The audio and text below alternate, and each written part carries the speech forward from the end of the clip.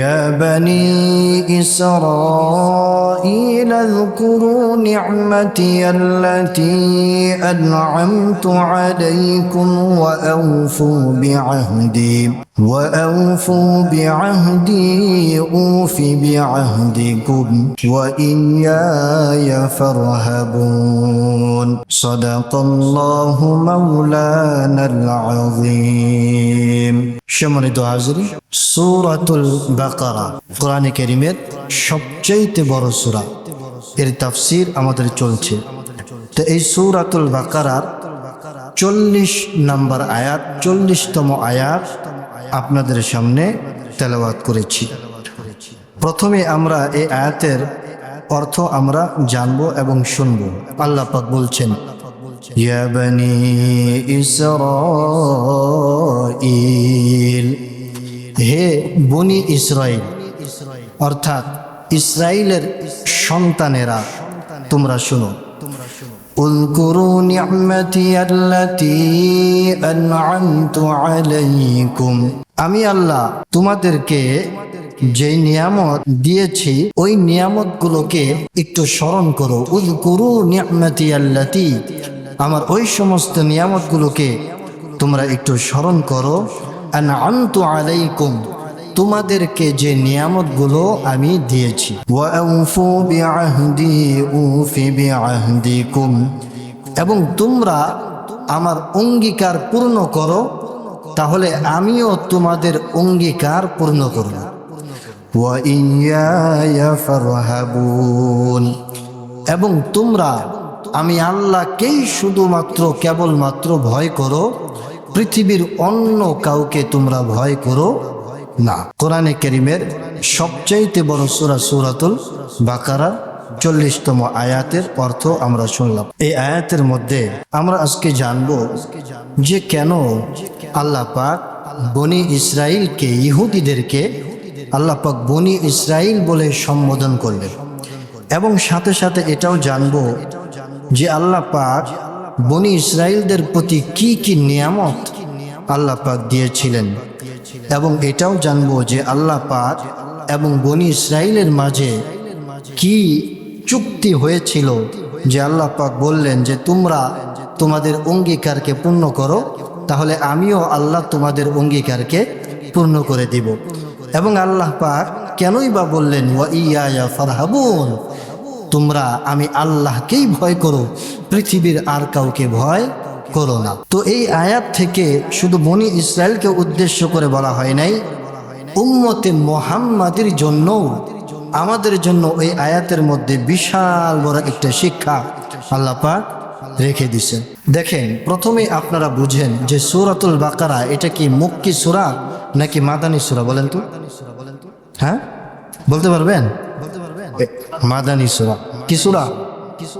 মাদানী সূরা। প্রথম দিন বলেছিলাম সূরাতুল বাকারা এটা মাদানী সূরা, অর্থাৎ বিশ্ব নবী জনাবে মুহাম্মদুর রাসূলুল্লাহ সাল্লাল্লাহু আলাইহি সাল্লাম মদিনাতে থাকা অবস্থায় যত সূরা তার উপর অবতীর্ণ হয়েছে সমস্ত সূরাগুলোকে কি সূরা বলা হয়?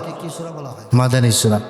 এবং মক্কায় থাকা অবস্থায় 13 বছর মক্কায় ছিলেন, এই 13 বছরে যত সূরা অবতীর্ণ হয়েছে প্রত্যেকটা সূরা কি সূরা? মাক্কি সূরা। হ্যাঁ, সহজভাবে বুঝলাম। তো এই সূরাতুল বাকারা এটা হচ্ছে মাদানী সূরা। তো বিশ্ব নবী জনাবে মুহাম্মদুর রাসূলুল্লাহ সাল্লাল্লাহু আলাইহি ওয়াসাল্লাম যখন মদিনায় চলে আসলেন, কাফের বেদুইন কাফেরদের একেবারে নির্যাতনের শিকার হয়ে যখন সাহাবায়ে কেরামদেরকে নিয়ে কোথায় চলে আসলেন? মদিনায় অবস্থান করলেন। তো এই মদিনায় অবস্থান কালে বিশ্বনবী এবং সাহাবায়ে কেরাম যত কাফের, যত সত্য অস্বীকারীদের মুখোমুখি হয়েছিলেন, তাদের মধ্যে বড় একটা দল ছিল ইহুদি। কারা বলেন? ইহুদি। তো ইহুদিরা ওই মদিনায় বসবাস করত। আর সূরা বাকারা কি? মাদানী।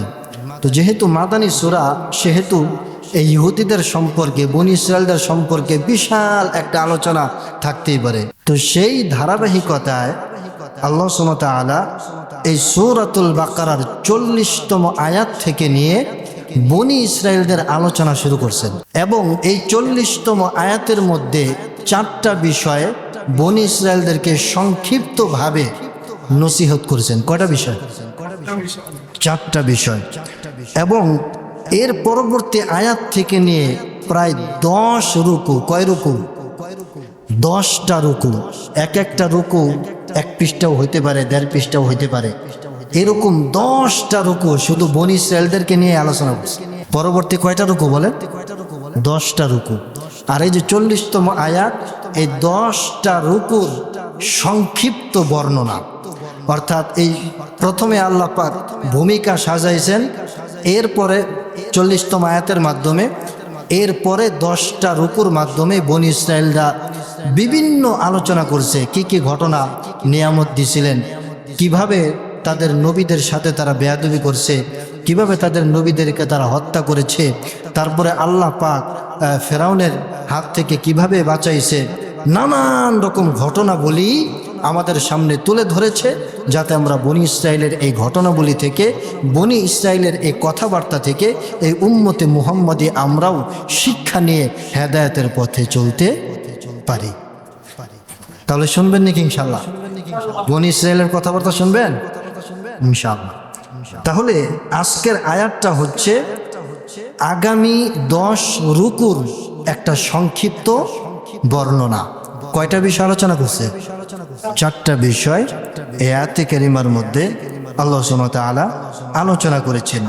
তার মধ্যে প্রথম বিষয় আল্লাহ সুবহানাহু ওয়া তাআলা বলছেন, মনোযোগ দিয়ে শুনবেন, খুবই মনোযোগ। আল্লাহ পাক বলছেন, ইয়া বনি ইসরাঈল। আল্লাহ পাক বলছেন, হে বনি ইসরাঈল। দেখেন, আল্লাহ পাক অন্য কোনো নাম নিতে পারতেন, কিন্তু বনি ইসরাঈল এটা কেন বললেন? এটা এজন্য বললেন যে বনি ইসরায়েলের পরিচয় এবং তার নামের মাধ্যমে একটা সম্মানের দিকে ইঙ্গিত করার জন্য। কারণ বনি ইসরায়েল অর্থ হচ্ছে যে ইয়াকুব আলাইহিস সালামের সন্তানেরা। বনি ইসরায়েল অর্থ কি? আল্লাহ পাকের প্রিয় বান্দা ইয়াকুব আলাইহিস সালামের হে সন্তানেরা।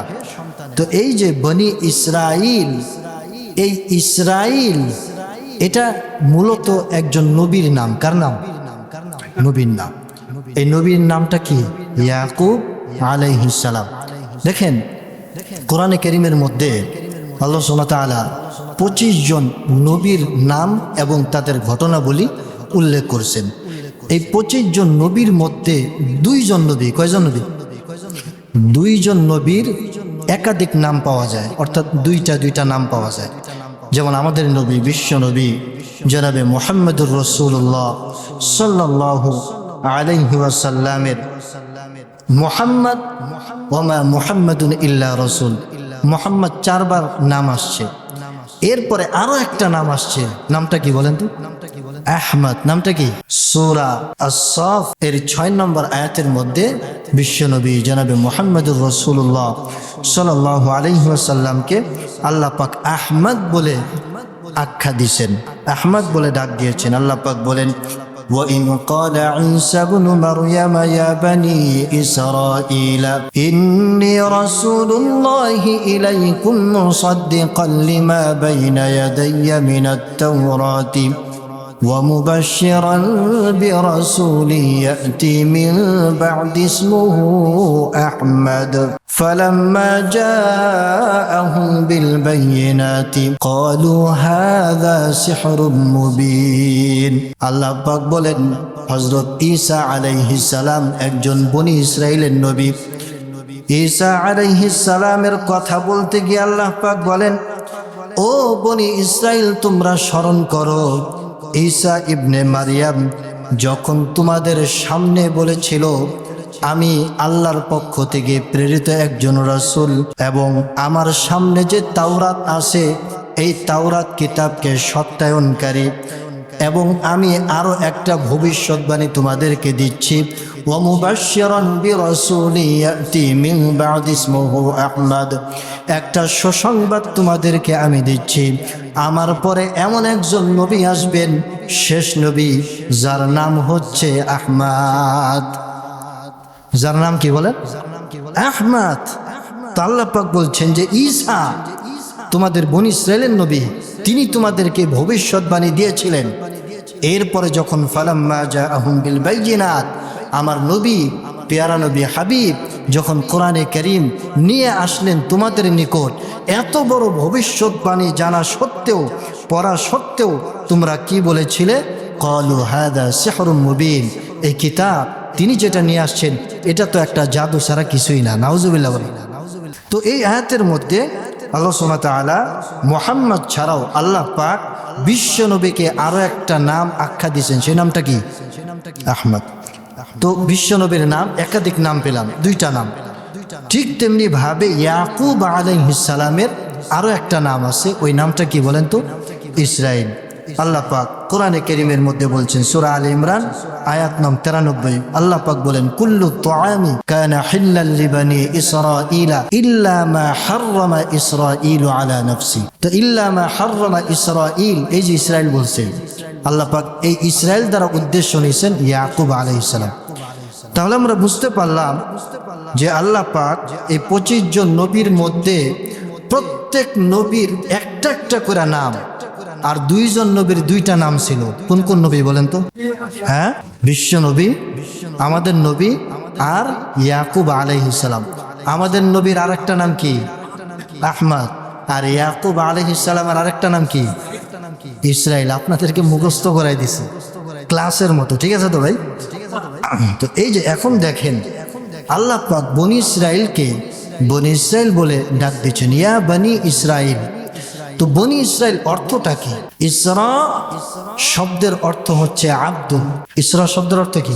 আব্দুল। এটা ইব্রানি ভাষা, হিব্রু ভাষা, ইসরায়েলি প্রধান ভাষা। ইসরা শব্দের অর্থ কি? আব্দুল। আব্দুল অর্থ কি? বান্দা। ইল শব্দের অর্থ আল্লাহ। ইল শব্দের অর্থ কি? আল্লাহ।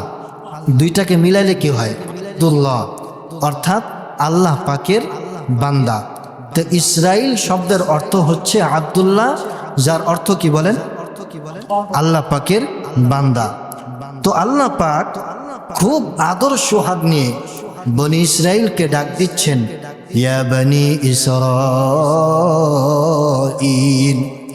হে আমার প্রিয় বান্দা ইয়াকুব এর সন্তানেরা, তোমরা কান খুলে শুনে রাখো। তো আল্লাহ পাক অন্যান্য নাম দ্বারা ডাকতে পারতেন, কিন্তু ইসরায়েল শব্দ দ্বারা ডাকলেন কেন? এটার মধ্যে মাহাত্ম্য হচ্ছে আল্লাহ পাক বুঝাতে চাচ্ছেন যে দেখো, তোমাদের যে নামটা বনি ইসরাইল, এটা কিন্তু যেন তেন নাম না, আর তোমাদের যে বংশ, এটা যেন তেন বংশ না। তো তোমরা কোন পথে হাঁটতেছো? তোমরা তো কোনো যেন তেন বংশের সন্তান না, তোমরা তো নবীওয়ালা বংশের সন্তান। তোমরা কার সন্তান? নবীওয়ালা বংশের সন্তান। অন্য মানুষ যদি একটা খারাপ কাজ করে এটা মানা যায়, কিন্তু তোমরা যদি এত বংশওয়ালা হয়ে যদি উল্টা পাল্টা পথে চলো, তো এটা তো কি করা যায় না বলেন তো? মানা যায় না। আল্লাহ পাক এই জন্য তাদের নাম পূর্বপুরুষদের নাম ধরে ডাকলেন, ইয়া বনি ইসরাইল। বলেন না ইয়ে ইহুদি, কি বলছেন? ইয়ে বনি ইসরাইল। আল্লাহ পাক বলছেন তোমাদের বংশ মর্যাদা, তোমাদের বংশ পরম্পরা কি তোমরা জানো? কোন বংশ থেকে তোমরা আসছো? দেখেন বনি ইসরাইল মূলত কোন বংশে থেকে আসছে আপনারা কি জানেন? হ্যাঁ, কোথা থেকে শাখা প্রশাখা আসছে এটা কি কখনো পড়ছেন, জানছেন? বলবো নাকি সংক্ষেপে? আপনারা কি একজন নবীর নাম শুনেছেন? হযরত ইব্রাহিম আলাইহিস সালাম নাম শুনছেন? হ্যাঁ, সে কে ছিল বলেন তো? জাতির পিতা। আমাদের কি বলেন? জাতির পিতা হযরত ইব্রাহিম আলাইহিস সালাম। তো ইব্রাহিম আলাইহিস সালামের 2 জন বিবি ছিল। কয়জন? 2 জন বিবি ছিল। একজন বিবি, প্রথম বিবি, তার নাম ছিল সারা আলাইহাস সালাম। 2 নম্বর বিবি হাজেরা আলাইহাস সালাম। ইব্রাহিম আলাইহিস সালাম সারা আলাইহিস সালামকে কেনান নামক স্থানে রাখছিলেন, যেটা ফিলিস্তিন, জর্ডান, সিরিয়া, মানে ঘেঁষা একটা এলাকা, নাম হচ্ছে কেনান, অর্থাৎ ফিলিস্তিনের আশেপাশে এই এলাকার কেনান নামক স্থানে কাকে রাখছে? সারা আলাইহিস সালামকে। এবং দুই নাম্বার বিবিকে রাখছে আল্লাহর পরীক্ষার জন্য কোথায়? মক্কাতুল মুকাররমায়, যেখানে কোনো ফলমূল, কোনো বৃক্ষরাজি নাই, ধূসর মরুভূমি, সেখানে আল্লাহ পাক হযরত হাজরা আলাইহিস সালামকে রেখেছেন। তো এখন আসেন, দুই বংশ থেকেই কিন্তু নবী বের হয়েছে, কিন্তু হযরত সারা আলাইহিস সালামের বংশধর থেকে মানে একাধিক নবী বের হয়েছে। সমস্ত নবী, কোরআনে যত বর্ণিত নবী, এক দুইজন বাদ দিয়ে সব নবী কার থেকে আসছে? সারা আলাইহিস সালামের সন্তানাদি থেকে। দেখেন, হযরত সারা আলাইহিস সালামের একজন সন্তান ছিল, নাম হচ্ছে ইসহাক আলাইহিস সালাম। কি বলেন? ইসহাক আলাইহিস সালাম। এই ইসহাক আলাইহিস সালামের একজন সন্তান ছিল, নাম ইয়াকুব আলাইহিস সালাম। এই ইয়াকুব আলাইহিস সালামের অপর নাম কি? ইসরাইল। এই ইয়াকুব আলাইহিস সালামের 12 জন সন্তান ছিল। কয়জন? 12 জন সন্তান। তার মধ্যে ইউসুফ আলাইহিস সালাম একজন, বিনিয়ামিন, যাদের আলোচনা সূরা ইউসুফের মধ্যে আসছে, কেনান নামক স্থানে রেখেছিল। তো পরবর্তীতে ইউসুফ আলাইহিস সালাম যখন মিশরের বাদশা হলেন, তখন ইয়াকুব আলাইহিস সালাম সহ তার 12 জন ভাইকে কোথায় নিয়ে আসছে? মিশরে। এরপরে যখন ফেরাউনের রাজত্ব আসলো, এরপরে ফেরাউন যখন জুলুম শুরু করে দিল, মূসা আলাইহিস সালাম তাদেরকে নিয়ে আবার কেনান নামক স্থানে রওনা দিয়েছেন, সে নীল নদ পার হয়ে। আবার তারা সিরিয়ার দিকে, আবার তারা সেই ফিলিস্তিনের দিকে তারা রওনা হয়েছে। তো এই বংশের মধ্যে, এই ইসরায়েলি বংশের মধ্যে এত নবী আসছে, আপনি কল্পনা করতে পারবেন না। হযরত মূসা আলাইহিস সালাম, সুলাইমান আলাইহিস সালাম, দাউদ আলাইহিস সালাম, জাকারিয়া আলাইহিস সালাম, বিশিষ্ট যত নবীদের নাম আপনারা জানেন, সমস্ত নবী মধ্যপ্রাচ্যে, অর্থাৎ এই বংশের মধ্যে আল্লাহ পাক কি করছেন? নাজিল করছেন। তো এরপরে দেখেন হাজরা আলাইহিস সালাম। হাজরা আলাইহিস সালামের একজন সন্তান ছিলেন, নাম কি বলেন? ইসমাঈল আলাইহিস সালাম। এই ইসমাঈল আলাইহিস সালামের একটি বংশের ধারায় আস্তে আস্তে কুরাইশ নামক একটা বংশ, এই কুরাইশ নামক বংশের একটা শাখা আছে বনু হাশিম। হ্যাঁ, এই বনু হাশিমের মধ্যে জন্মগ্রহণ করেন আব্দুল মুত্তালিব। নাম শুনছেন? বিশ্বনবী জনাবে মুহাম্মদুর রাসূলুল্লাহ সাল্লাল্লাহু আলাইহি সাল্লামের দাদা আব্দুল মুত্তালিব। এই আব্দুল মুত্তালিবের 10 জন সন্তান ছিল। কয়জন? 10 জন। এই 10 জনের মধ্যে একজন ছিল আব্দুল্লাহ, যার ঘরেই বিশ্বনবী জনাবে মুহাম্মদুর রাসূলুল্লাহ সাল্লাল্লাহু আলাইহি ওয়াসাল্লাম জন্ম লাভ করেছেন। এবং এই 10 জন সন্তানের মধ্যে আবু তালেব ছিল, আবু লাহাব ছিল। এরা তো ইসলাম গ্রহণ করে নাই, কিন্তু আব্বাস রাদিয়াল্লাহু তাআলা আনহু, হামজা রাদিয়াল্লাহু তাআলা আনহু, এরা কি করছে? ইসলাম গ্রহণ করছে। অর্থাৎ এই আব্দুল্লাহর ঘরে কে জন্ম নিয়েছিল? বিশ্বনবী জনাবে মুহাম্মদুর রাসূলুল্লাহ সাল্লাল্লাহু আলাইহি ওয়াসাল্লাম। তাহলে দেখেন, ওই বংশ, ইসরায়েলি বংশ, সারা আলাইহিস সালামের বংশে নবীর কি নাই? কোনো অভাব নাই। কিন্তু হাজরা আলাইহিস সালামের এই বংশে শুধু 2 জন নবী পাওয়া যায়। একজন হচ্ছে ইসমাঈল আলাইহিস সালাম, আর একজন হচ্ছে বিশ্বনবী জনাবে মুহাম্মদুর রাসূলুল্লাহ সাল্লাল্লাহু আলাইহি ওয়াসাল্লাম। তো এ কথাই আল্লাহ সুবহানাহু ওয়া তাআলা এই বনী ইসরায়েলদেরকে স্মরণ করিয়ে দিচ্ছেন যে তোমাদের বংশের মধ্যে নবীর কি নাই? বলেন, অভাব নাই, এত নবী। তোমাদের সেই আদি পুরুষ ইয়াকুব আলাইহিস সালাম নবী ছিলেন, কত ভালো মানুষ ছিলেন। তো বংশর পরিচয় দিয়ে তাদেরকে খারাপ পথ থেকে আল্লাহ পাক কি করছেন বলেন? বিরত রাখার জন্য এই নামটা ব্যবহার করছেন, ইয়া বনি ইসরাঈল।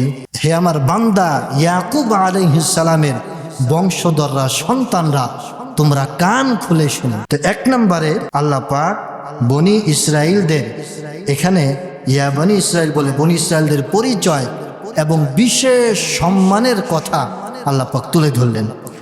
এরপরে দেখেন আয়াতের মধ্যে 2 নম্বর আল্লাহ পাক বলছেন অতীত অনুগ্রহ নিয়ামতের কথা স্মরণ করায় দিয়েছেন।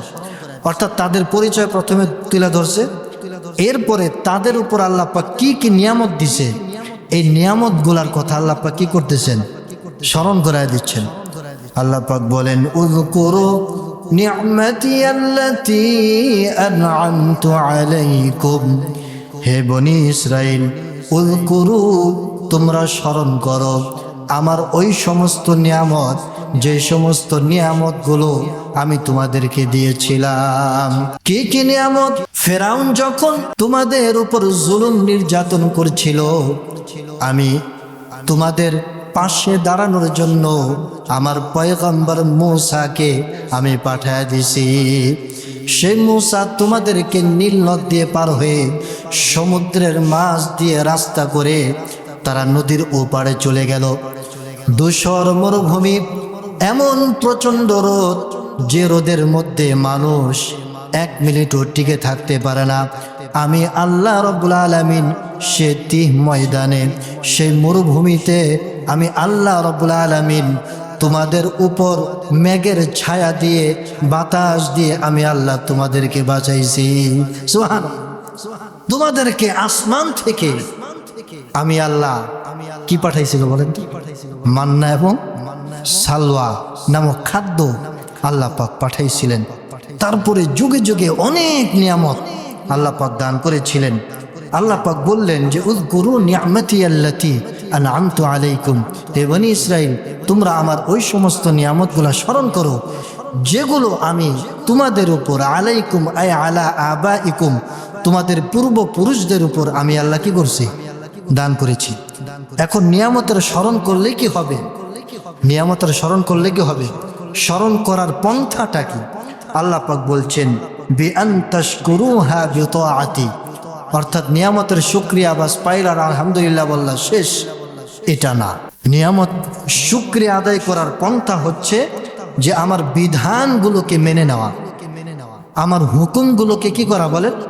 মেনে নেওয়া। হুকুম কি? হুকুমটার কথাই আল্লাহ সুবহানাহু ওয়া তাআলা পরবর্তী আয়াতের অংশে 3 নম্বর অংশে আল্লাহ পাক বলছেন ওয়া আউফু বিআহদি উফি বিআহদিকুম। হুকুম হচ্ছে, বিধান মেনে নেওয়া হচ্ছে দ্বিপাক্ষিক একটা অঙ্গীকার। কি অঙ্গীকার বলেন তো? দ্বিপাক্ষিক। দ্বিপাক্ষিক অঙ্গীকার বুঝেন? দুইজনের পক্ষ থেকে অঙ্গীকার। হ্যাঁ, অর্থাৎ তোমাকে আমি একটা জিনিস করতে বলছি, তুমি আমার কাছে ওই বিষয় অঙ্গীকারবদ্ধ হয়েছো যে এই কাজটা তুমি করবা, তাহলে আমি আল্লাহ এটা তোমাকে দিব। এটাকে কি বলে? দ্বিপাক্ষিক অঙ্গীকার। অর্থাৎ তোমরা এটা পালন করবা, বিনিময়ে আমি আমার অঙ্গীকারকে কি করব বলেন? পালন করব। তো দ্বিপাক্ষিক অঙ্গীকারটা কি ছিল? দ্বিপাক্ষিক অঙ্গীকার হলো তাওরাত কিতাবের মধ্যে, জবুর কিতাবের মধ্যে, কোরআনের আগে যত আসমানি কিতাব আসছে, মুসা আলাইহিস সালাম যে কিতাব পেয়েছিল তাওরাত, তো এই তাওরাত কিতাবের মধ্যে আল্লাহ পাক বিশ্ব নবীর সকল প্রকার সিমটম আল্লাহ পাক বর্ণনা করে দিয়েছিলেন। সুবহানাল্লাহ। অর্থাৎ শেষ নবীর আকার আকৃতি কেমন হবে, শেষ নবীর সাথে কি ধরনের লোক থাকবে, শেষ নবী যেখানে বসবাস করবে সেখানকার আবহাওয়া, সেখানকার পরিবেশ পরিস্থিতি কেমন হবে, সবগুলো তাওরাত কিতাবের মধ্যে আল্লাহ পাক বলে দিয়েছেন। এবং এটাও বলছেন যে আমার শেষ নবী যখন আসবে তখন তোমরা ইহুদিরা, ইসরাইলা, তোমরা যদি আমার শেষ নবীর উপর ঈমান আনো তাহলে বিদুখুলিল জান্নাহ, বিনিময়ে আমি তোমাদেরকে জান্নাত দেব। এই অঙ্গীকারটা, এই চুক্তিটা তাওরাত কিতাবের মাধ্যমে আল্লাহ পাক বনি ইসরাইলদের কাছ থেকে নিয়ে নিয়েছেন। ওই কথাটা আল্লাহ পাক বলছেন ওয়া আউফু বিআহদি উফি বিআহদিকুম, তোমরা আমার অঙ্গীকার পূর্ণ করো তাহলে আমিও তোমাদের দেওয়া অঙ্গীকারকে পূর্ণ করব। তোমাদের অঙ্গীকার কি?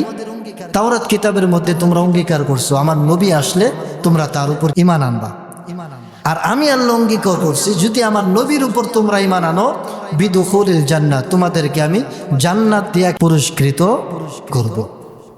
এটা আমি আল্লাহ পাক তোমাদের সাথে অঙ্গীকার করলাম। তো আসলে এই দ্বিপাক্ষিক অঙ্গীকার বুঝতে হলে আমাদেরকে প্রথমে জানতে হবে যে ইহুদিরা আসলে মদিনায় আসলো কিভাবে। আপনি একটা জিনিস চিন্তা করবেন যে আল্লাহ রাসূল সাল্লাল্লাহু আলাইহি ওয়াসাল্লাম যখন মদিনায় আসছে, মদিনায় আসার পরে কিন্তু বিশাল একটা সংখ্যক ইহুদি ফিলিস্তিনে ছিল, তারা তো এখানে ছিল না, তারা কোত্থেকে আসলো? এটা প্রশ্ন আসে না? প্রশ্ন আসে।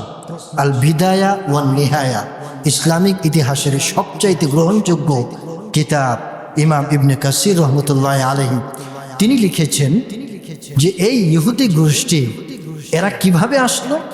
এরা এভাবে আসলো যে এরা তাওরাত কিতাব পড়ে, জাবুর কিতাব পড়ে, ইনজিল কিতাব পড়ে, গবেষণা করে এরা তৎকালীন যুগে বুঝতে পারছিল যে শেষ জমানার নবী আসার সময় ঘনিয়ে আসছে, এবং শেষ জমানার নবী যেখানে আসবেন সেখানে প্রায় খেজুর বাগানে ভরপুর থাকবে। ওই জায়গাটা কি থাকবে? খেজুর বাগান। শুধু চারিদিকে মদিনার মধ্যে খেজুর বাগান আসেন? মদিনার মতো খেজুর বাগান অন্য কোনো দেশে আছে বলেন? নাই। তো তারা দেখছে যে সেখানে খেজুর বাগান থাকবে, আগ্নেয় কালো পাথরের ভূমি থাকবে, মরুভূমি থাকবে, তারপরে নির্দিষ্ট ভৌগোলিক আবহাওয়া এমন থাকবে। তাওরাত কিতাব, জবুর কিতাব সব কিছু মন্থন করে এরা এটা আবিষ্কার করতে পারছিল, এবং এরা চিন্তা করছে যে এই জায়গাটা কোথায়? গোটা পৃথিবী তারা চষে বেড়াইছে, কোথাও এরকম ভৌগোলিক সব সিমটম মিলে যায় এমন কোনো জায়গা তারা পায় নাই।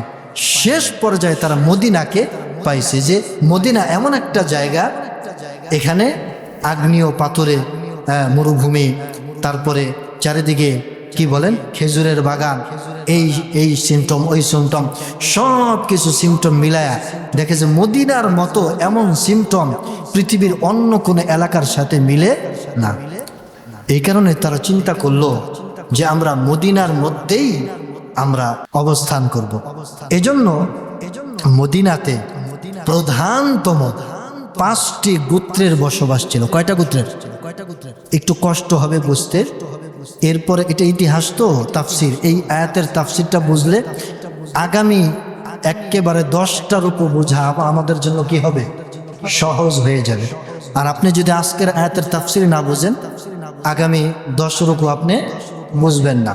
এজন্য খুব ধ্যান ও খেয়ালের সাথে বুঝতে হবে। দেখেন, মদিনায় প্রধানতম 5টা গোত্রের বসবাস ছিল। এই 5টা গোত্র আবার 2 ভাগে বিভক্ত ছিল। কয় ভাগে? 2 ভাগে। 1 নম্বর ভাগ অর্থাৎ আরব গোত্র, এরা মুশরিক ছিল। এই আরব গোত্রের মধ্যে ছিল কারা? আউস এবং খাজরাজ, 2টা গোত্র। কয়টা গোত্র? আউস এবং খাজরাজ। এরা আরব গোত্র, এরা বংশ পরম্পরায় সেখানকারই বাসিন্দা। মনে করেন যে এই এলাকায় একেবারে জন্মস্থান সবকিছু, এরকম লোক আছে। আবার অন্য মানুষের জায়গা কিনছে এমনও লোক আছে না? নাই বলে আছে। তো আরব গোত্র, এই আরব গোত্রের মধ্যে 2টা গোত্র ছিল, আউস এবং খাজরাজ।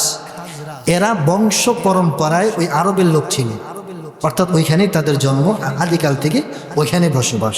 দ্বিতীয় ভাগ ইহুদিদের 3টা গোত্র এখানে বসবাস করতেন। কোন ইহুদি? যারা রিসার্চ করে বের করছে যে এখানে শেষ নবী আসতে পারে, এরা বিভিন্ন জায়গা থেকে এখানে আস্তে আস্তে আসছে। তো এরকম 3টা গোত্র, বড় বড় 3টা গোত্র, বনু কাইনুকা, বনু নাজির এবং বনু কোরাইজা, ইহুদিদের বড় বড় 3টা গোত্র, এরাও এখানে বসবাস করত। এই মোট 5টা গোত্রের বসবাস ছিল। তো ওই আউস এবং খাজরাজ আরব গোত্র, এরা তো আয়েশা, ইহুদির আয়েশা বলছে যে ভাই আমাদেরকে একটু থাকতে দেন, আমরা আপনাদের কোনো ক্ষতি করব না, আমরা এখানে থাকব। তো এরা এদেরকে থাকতে দিছে। থাকতে দেওয়ার পরে ইহুদিদের স্বভাব কি ভালো নাকি বলে? হ্যাঁ, ভালো। এই যে ফিলিস্তিনে মনে করেন যে সারা পৃথিবীতে থাকতে দিতে চায় নাই, ফিলিস্তিনের হালকা একটু ভূখণ্ড দিছিল, আজকে কি অবস্থা দেখছেন? তো ইহুদিদের কাজেই হলো এটা, আপনি তাকে উপকার করবেন আর সে আপনার সাথে নিমুখ হারামি করবে। তো ওই আরব গোত্রগুলাও ইহুদিদেরকে থাকতে দিছিল, ভাই আপনারা থাকতে থাকেন, সমস্যা নাই। এরা কিছু জমি জমা কিনা আশপাশে থাকা শুরু করলো। তো থাকা যখন শুরু করলো তখন তাদের বংশ পরম্পরা বাড়ছে কিনা? বাড়ছে, লোকবল বাড়ছে। তো এরা চিন্তা করলো যে আমাদের লোকবল তো বাইরে গেছে, এখন এখানে তো শেষ জামানার নবী আসবে, এখন এই নবী এদেরকে আমাদের দলে নিতে হবে এবং এর মাধ্যমে আমরা সব জায়গা জমি তাদের কি করব, দখল করে নিব। তো এজন্য এদের সাথে ঝগড়া বিবাদ লাগাই দিল। এরপরে তাদের সাথে যুদ্ধ করে, তাদের সাথে বিগ্রহ করে, তাদের জায়গা দখল করে। এইভাবে দীর্ঘদিন যাবৎ চলতেছিল। চলতে চলতে ওই জায়গাটার নামেই হয়ে গেছে ইয়াসরিব। ওই জায়গাটার নাম কি?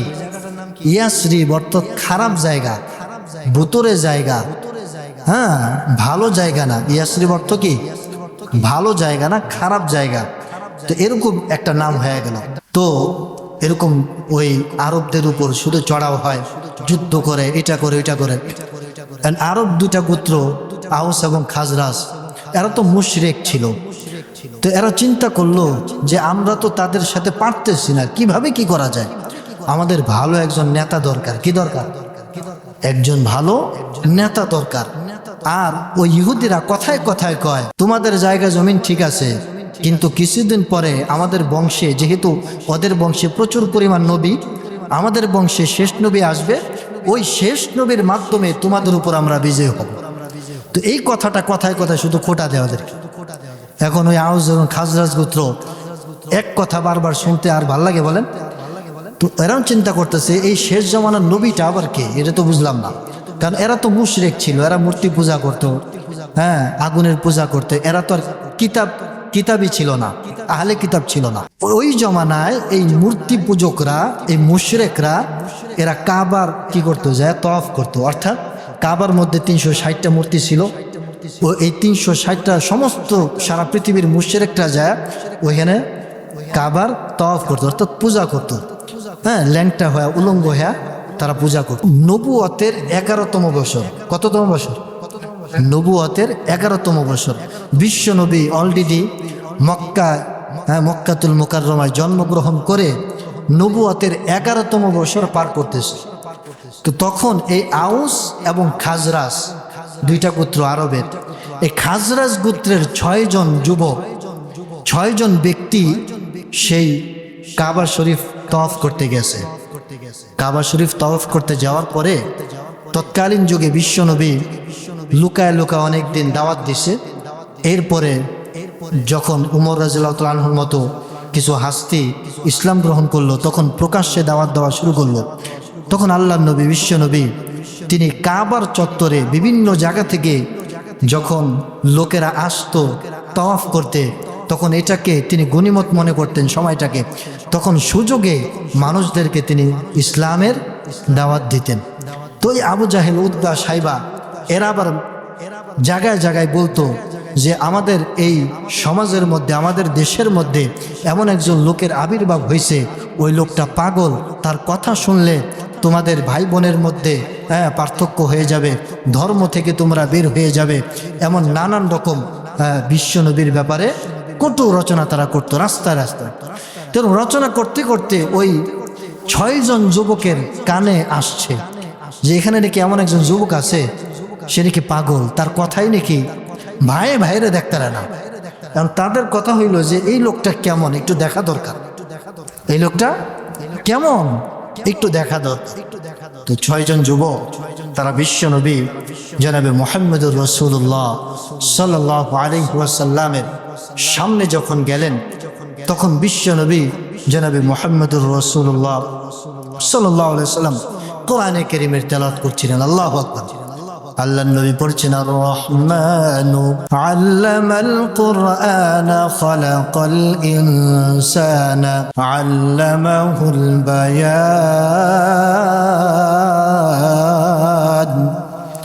আল্লাহর নবী কোরআনে কারীমের তেলাওয়াত করেছিলেন।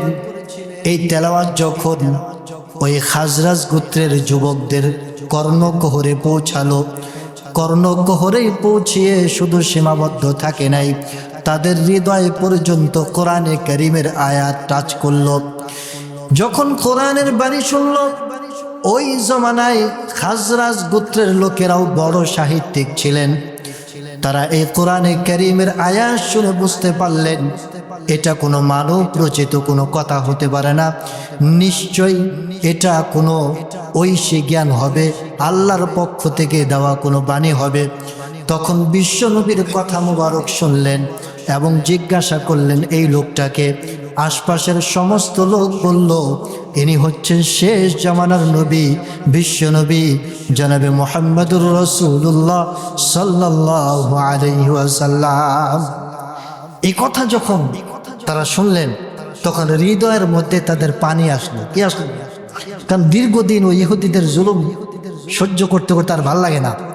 তো তারা চিন্তা করলো, কি রে, ইহুদিদের মুখে তো আমরা শুনতে আসতেছি শেষ জামানার নবী নাকি তাদের বংশে জন্ম লাভ করবে এবং শেষ জামানার নবীর মাধ্যমে তারা আমাদের উপর বিজয় হবে।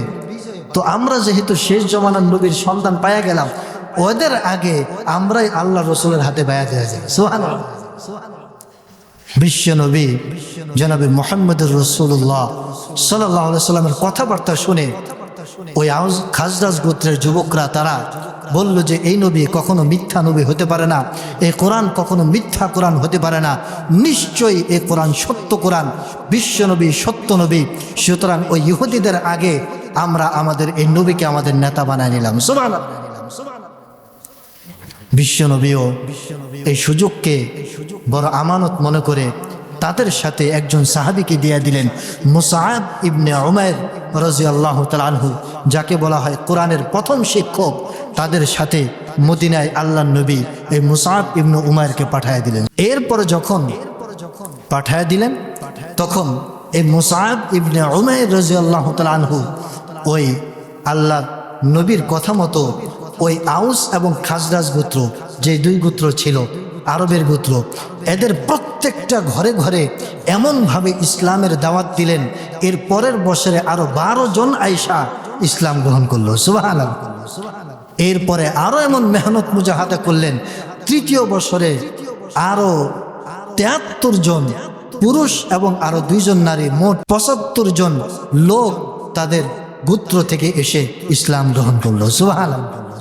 এরপরে তারা বিশ্বনবীকে ওয়েলকাম জানালো যে আল্লাহর নবী, আপনি যদি আমাদের মদিনায় আসেন তাহলে আমরা আমাদের সন্তানকে যেভাবে রক্ষা করি, আমরা আমাদের স্ত্রীদেরকে যেভাবে রক্ষা করি, সেভাবে আপনাকে আমরা শেল্টার দিব, রক্ষা করব। সুবহানাল্লাহ। কারণ আউস এবং খাজরাজ গোত্র দীর্ঘদিন যাবৎ জুলুম সহ্য করে আসছে। তারা চিন্তা করলে এমন একজন নেতা যদি আমরা পেয়ে যাই, আরো শেষ নবী, তাহলে ইহুদিরা আমাদের উপর কোশ্চিনকালেও মাথা চারা দিয়ে উঠতে পারবে না। বিশ্বনবীকে ওয়েলকাম জানালেন। তো আল্লাহর নবী সেই মদিনায় একেবারে নবুয়তের 13তম বৎসরে এন্ট্রি নিলেন। মদিনায় বিশ্বনবী যখন গেলেন তখন ইহুদিরা বিশ্বনবীর চেহারা মোবারক দেখে, বিশ্বনবীর কথাবার্তা শুনে, বিশ্বনবীর কোরআনে কারীমের তেলাওয়াত শুনে তাদের বুঝতে বাকি রইল না যে ইনি হচ্ছেন শেষ নবী। কিন্তু একটা জিনিস তাদেরকে ঈমান আনা থেকে বাধা দিল। কয়টা জিনিস? সেই জিনিসটা হচ্ছে ইগো, সেই জিনিসটা হচ্ছে অহংকার। তারা চিন্তা করলো যে আমরা এতদিন যাবত আউস এবং খাজরাজ গোত্রের লোকদেরকে বলে আসছিলাম যে আমাদের বংশ থেকে নবী আসবে আর সেই নবীর মাধ্যমে তোমাদের উপর বিজয় হব, আর আজকে মদিনা থেকে সেই নবী আবির্ভাব হইল আর সেই নবীকে আমাদের আগেই তারা নেতা বানায় ফেললো। এটা আবার কেমন করে? এই যে একটা ইগো, এই ইগো কারণে তারা মুসলমান হইতে পারল না।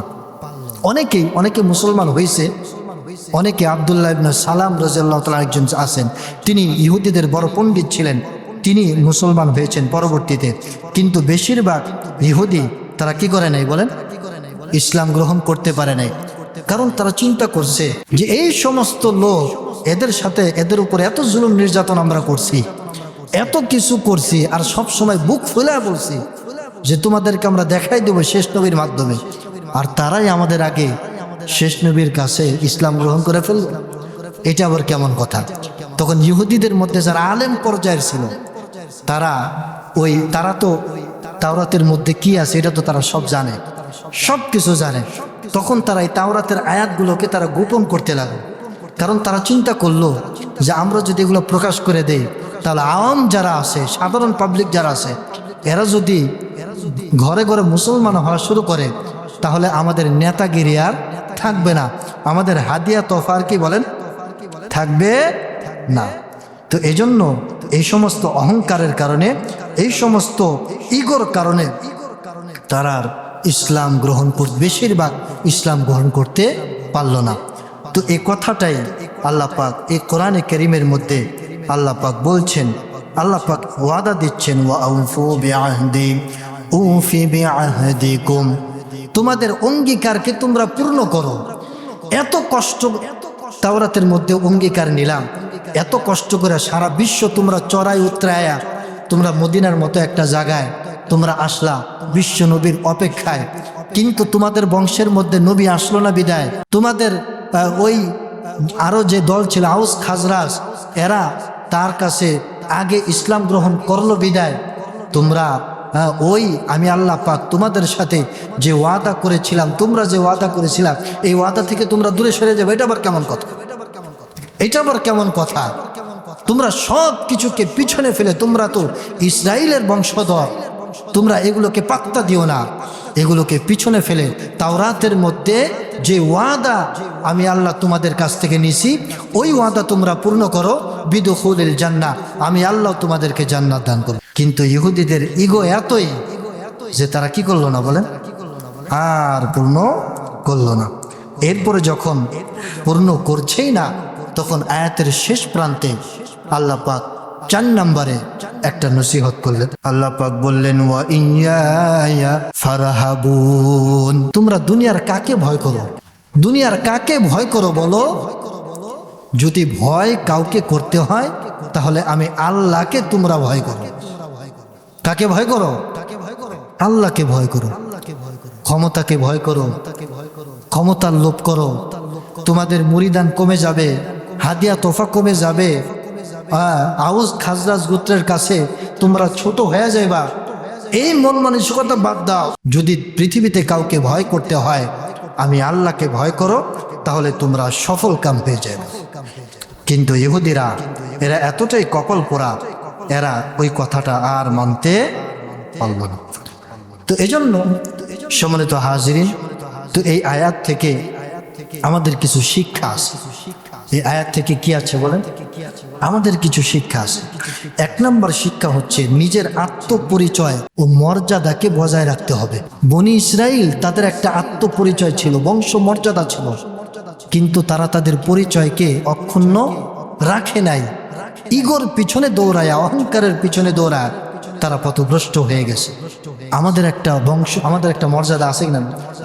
আমরা কারণ মত বলেন তো? বিশ্ব নবী জনাবে মুহাম্মদুর রাসূলুল্লাহ সাল্লাল্লাহু আলাইহি সাল্লামের উম্মত, যে নবীর উম্মত হওয়ার জন্য নবীরা পর্যন্ত কি করেছে? অ্যাপ্লিকেশন করেছেন। কিন্তু আল্লাহ পাক আপনাকে আমাকে হওয়ার তৌফিক দান করছে। কত বড় বংশ মর্যাদা, কত বড় মর্যাদা একটু কল্পনা করেন ভাই। আপনার আমার মর্যাদা কত, পাশাপাশি আপনি আমি একজন ইমানদার। কি বলেন? আমি আপনি একজন ইমানদার মুসলমান। আমার মুসলমানিত্ব বাদ দিয়া নবীর উম্মতির কথা স্মরণ না করে আমরা সেই পাশ্চাত্য, সেই ইহুদি খ্রিস্টানদেরকে আমরা অনুসরণ করছি। যতদিন পর্যন্ত আমরা নিজেদের স্বকীয়তাকে, নামকে, ইসিমকে আব্দুল্লাহ, আল্লাহর বান্দা, এই মন মানসিকতাকে গ্রহণ না করব, ততদিন পর্যন্ত আমরা হেদায়েতের পথে থাকতে পারবো না। এই জন্য 1 নম্বরে আমাদের নিজের আত্মপরিচয় এবং মর্যাদা সম্পর্কে ওয়াকিফাল হতে হবে, যে আমরা কার উম্মত, আমি কি মুসলমান, আমি একজন আব্দুল্লাহ, আল্লাহর কি বলেন বান্দা। 2 নম্বর এর থেকে শিক্ষা, আমাদেরকে অভিযোগ করলে চলবে না, বরং আল্লাহ পাকের প্রাপ্ত নিয়ামতের কৃতজ্ঞতা আদায় করতে হবে। আমরা কথায় কথায় অভিযোগ করি, আমার এটা নাই, আমার ওইটা নাই, হ্যান নাই, ত্যান নাই, বলি কিনা বলেন? কম্পেয়ার করি, অমুকের এটা আছে, আমি কেন এটা পাইলাম না, হ্যাঁ বলি কিনা? হ্যাঁ, অমুকের এটা, অমুকের এটা, মানুষের সাথে কম্পেয়ার করি এবং অভিযোগ করতে থাকি। কিন্তু আল্লাহ পাক আমাদেরকে যে কত নিয়ামত দিছে এটা নিয়ে আমরা ফিকির করি না। আল্লাহ পাক বলছে, উযকুরু নি'মাতি আল্লাতী আন'আমতু আলাইকুম।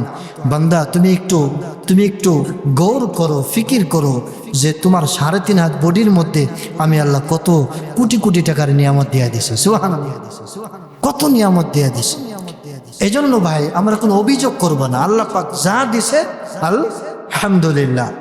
3 নাম্বার, অধিকারের আগে দায়িত্ব পালন করতে হবে আমাদের। আল্লাহ পাক বলছেন ওয়াউফু বিআহদি উফি বিআহদিকুম।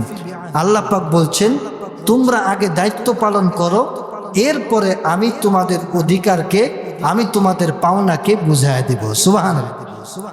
এখন আমরা তো দায়িত্বই পালন করি না। দায়িত্ব পালন করার আগে আগে আমরা আশা করি আল্লাহ পাক আমাকে জান্নাত দেখ, আল্লাহ পাক এটা দেখ, ওইটা দেখ, হ্যান দেখ, ত্যান দেখ, আশা করি কিনা বলেন? কিন্তু দায়িত্ব পালন করার বেলা ঠন ঠন। আল্লাহ পাক আমাদের 5 ওয়াক্ত নামাজ ফরজ করছে, এই দায়িত্ব পালন করি? দাড়ি রাখতে বলছে, দাড়ি রাখি। হ্যাঁ, হজ করতে বলছে, যাকাত দিতে বলছে, মিথ্যা কথা বলতে মানা করছে। এই যে শরীয়তের দায়িত্বগুলা, এগুলো আমরা পালন করি না। পালন না করে আমরা বড় বড় আশা করে বেরিয়েছি, ঠিক কিনা বলেন? আগে দায়িত্ব পালন করেন, এরপরে আল্লাহর দরবারে আশা করেন, আল্লাহ পাক মিটায় দিবেন। 4 নম্বরে, লোক ভয় ত্যাগ করতে হবে। নিজের দিলের মধ্যে আল্লাহর ভয় ঢোকাতে হবে। দুনিয়ার সমস্ত মাখলুকের ভয়কে দিল থেকে বের করতে হবে। কার ভয় ঢোকাতে হবে বলেন? বসের ভয় বাদ দিতে হবে, স্ত্রীর ভয়, সন্তানের ভয়, সমাজের ভয়, পরিবারের ভয়। সত্যকে লুকায় আমরা, অনেক নেক কাজ থেকে আমরা বিরত থাকি, সমাজের অনেক কিছুর ভয়, সব কিছুর ইগো, সব কিছুর ভয়কে বাদ দিয়ে কার ভয় ঢোকাতে হবে? আল্লাহ। 5 নম্বরে খুবই গুরুত্বপূর্ণ, দেখেন, জ্ঞান এটা একটা আমানত। জ্ঞান কি বলেন? জ্ঞান এটা একটা আমানত। এই আমানতকে রক্ষা করতে হবে। সত্যকে কখনো গোপন করা যাবে না। আপনি একজন জ্ঞানী ব্যক্তি, আপনি আলেম, আপনি জ্ঞানী, হ্যাঁ, আপনি একটা সত্য জানেন, কিন্তু রাষ্ট্রকে খুশি করার জন্য, রাজনৈতিক দলকে খুশি করার জন্য আপনি এই জ্ঞানটাকে লুকালেন। আপনি কি করলেন? সত্য থেকে পিছপা হয়ে গেলেন। আল্লাহর দরবারে আপনার জবাবদিহিতা করতে হবে। ও ইহুদি খারাপ আলেমদের সাথে আপনার কি হবে? হাসর হবে। সম্মানিত হাজিরিন, এজন্য আসুন আমরা এই সূরাতুল বাকারার 40তম আয়াত, যে 4টা বিষয়ে আল্লাহ পাক বনি ইসরায়েলদেরকে সতর্ক করেছেন, এই 4টা বিষয় আমাদের জন্য শিক্ষা রেখেছেন। আমরাও যেন এ থেকে শিক্ষা গ্রহণ করে আমরা হেদায়েতের পথে চলতে পারি। আল্লাহর দরবারে আমরা দোয়া করি, ওয়া মা তাওফীকি ইল্লা বিল্লাহ। আল্লাহ পাক আমাদের কবুল ও মঞ্জুর করুন।